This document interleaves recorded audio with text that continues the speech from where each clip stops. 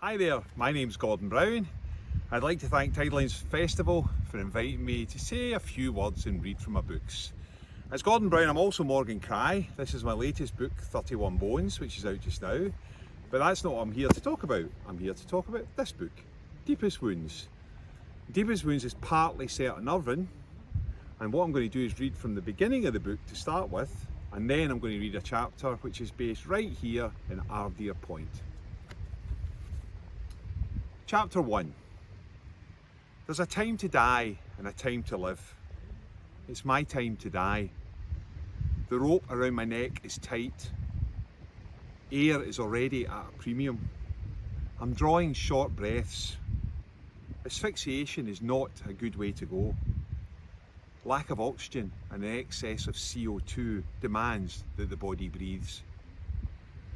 The rope draws taut around my throat, rough hemp, scraping skin as I twist my head. The fan above me beats out the rhythm of a failing heart. The blindfold I'm wearing lets no light in. My feet are numb.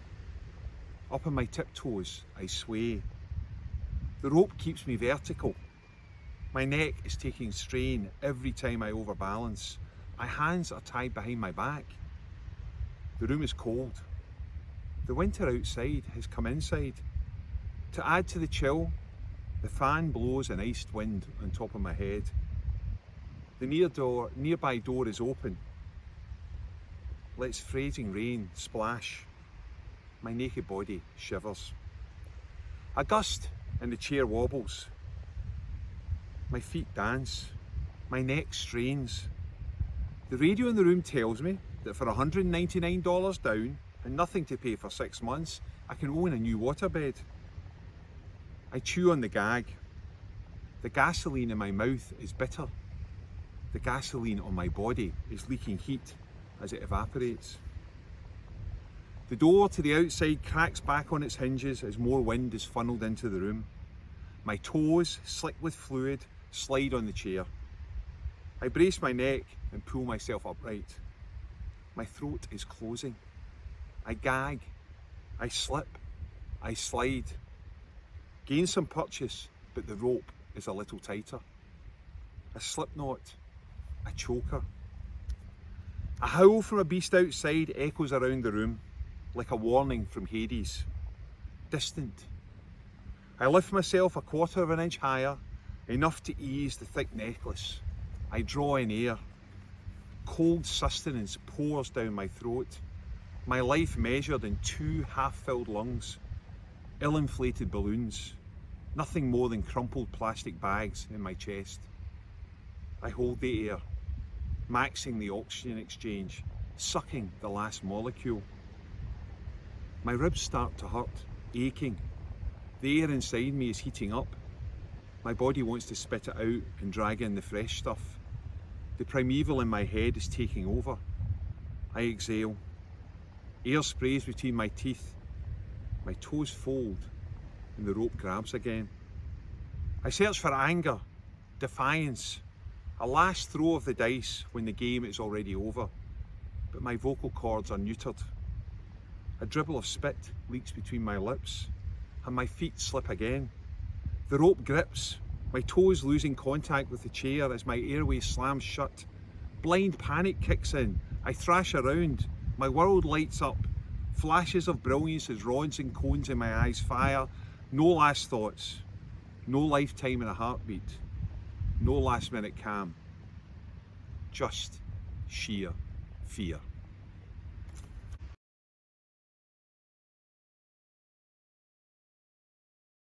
Now what I'll do is read a short extract when Craig arrives here in Ardere Point. And the reason Craig here is he's ex-military from America, and he's a preternatural ability to bring out the worst in people, and he's been chased by a black ops agency, and he believes that there is a base in the old big idea. A teacher once told the class I was in that the less we knew, the happier we would be. I thought he was mad as a brush. Why in the hell would a teacher tell you that? And it's just plain wrong. I couldn't be more ignorant of what's going on at the moment, and I'm a country mile from being happy. but I need to go on. I need answers. They may not be the answers I want, but I need to know, and I need to know soon. Not knowing isn't always freedom. My head hurts when I try and place order in the world of what might be, what is, and what isn't. After I came back from Iraq the first time, a mental wreck, I buried myself in Charlie's bar in LA. Each night I would sit and work as much alcohol into my system as was possible. My barbell grew, but Charlie never called it in. A mixture of pity for me, love for my wife, and the fact that he'd spent time in the same institution I had, all mixed together, was worth an unlimited credit account. Life was simple back then. I would help around the house, prepare a meal for my wife, sit and watch TV, and then, when our eyes closed from the strain of teaching 7-year-olds, I would slip down to Charlie's bar and sit. At weekends I would shop, or I'd walk in the park, or do a million other things and still be at the bar by 9 o'clock. Lorraine never tried to stop me, not at first. She saw it as part of the recovery process, but I knew it was a dangerous way to screw up my life. When I got offered a job in the security in Iraq, I jumped at it. Lorraine wasn't so keen, but I needed to do something useful. The fact I screwed it up was just the first step in a journey that has led me to sitting in a car with 3 people I barely know in a country I've never visited, driving to a place that is linked to me by a single piece of paper. We bump along the road between strips of grass. I look up at the sea rolling into view. We've been on the road for the best part of an hour, and I'm still working my way through how far south my life seems to have gone. Candice, the driver, pulls the car into a rough and ready parking lot, all lumps and bumps and no discernible difference between it and the surrounding seafront. We vomit from the car, spewing out into the cold. On 3 sides of the lot, the sea is taking a crack at the coast. A beach stretches out to the distance, narrow with an artificial sea break less than 20 yards from the high water line. On top of the sea break is a ragged line of fencing topped with barbed wire. A couple of 100 yards along the sea break, there's a mural of a man's face. Candice catches me looking at it. Ravi Burns, she says. That's who you're looking at. There was a plan to cover the entire wall with it, but the funding ran dry. What's behind the fence on top? That's the old dynamite plant. The nearest bit's still active and well protected, but further along it's easy to get in. A high-pitched whine cuts through the air. A motorbike snaps into view. Throttle open, it dashes along the shore beneath the sea break. The driver keeps the wheels just out of the water as he winds up the speed. Candice looks on. That's what I do at the weekend. It's trickier than it looks. You don't want to go driving through the water. The salt is a killer, and if you hit a hole, you're mince. It's the first time I've really looked at Candice. She has short dark hairs and darker eyes, and I also have no idea what mince is. Can you get past the fence on the top? Easily, she says. The first bit's solid, but further along the old area's abandoned. If you climb up next to Rabi, there's a break in the fence that the bikers use to access the ground beyond. They love it in there. The old bunkers make a great place to fling bikes around. Bunkers, I say? Candice waves her arm. When it was a dynamite factory, they kept each building separate and built them as bunkers. That way if one exploded, the rest didn't follow. They're little more than empty shells now. How far along does the beach go? About 1.5 miles. They built a visitor attraction called the Big Idea at the far end. It's what you're looking for.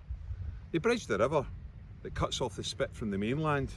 You used to be able to walk right into Irvine, but the bridge closed years ago. Lack of visitors to the Big Idea. It never really worked. But people used to call it something that you'll recommend. Huh? Start again. About 1.5 miles. They built a visitor attraction called the Big Idea at the far end and bridged the river that cuts off the spit from the mainland. You used to be able to walk right into Irvine, but the bridge closed years ago. Lack of visitors to the Big Idea. It never really worked. Some people called it something that you'll recognise. What's that? Some people called it the bad idea. Thanks very much for listening. My name's Gordon Brown, and if you want to know more about me, you can find out at www.gordonjbrown.com. Thank you.